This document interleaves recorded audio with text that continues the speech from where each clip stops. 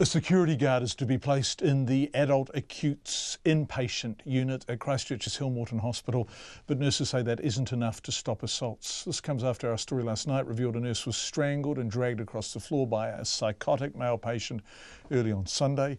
Several nurses have been pleading for some time for security guards to be placed in the wards. RNZ was leaked an email sent from the Canterbury DHB about 5 o'clock yesterday afternoon saying there is now a temporary need to provide an extra security guard on the site. I spoke to our Christchurch reporter Logan Church, who's outside Hillmorton Hospital a short time ago. Compared to what was there before, this is a step forward. Up until now, it really has been the nurses fending for themselves. And of course, this came to a head over the weekend when, in the wee hours of Sunday morning, a nurse was strangled and dragged across the floor by a psychotic male patient that they were supposed to be looking after. And the sad thing is, from the nurses I've been speaking to, this seems to be only the tip of the iceberg when it comes to assaults on staff at this facility. So after asking for a long time, a security guard will be placed in the Adult Acute Inpatient Unit, which is located in the hospital, which is just behind me right here.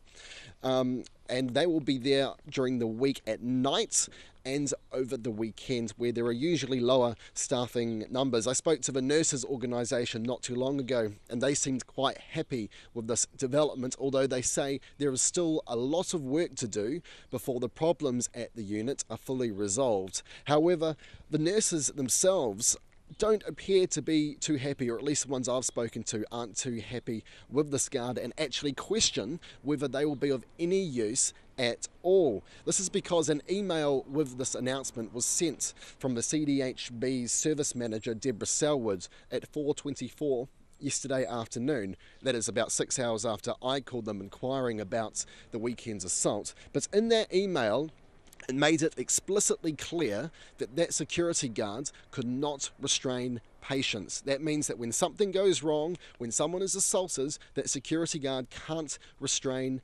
patients.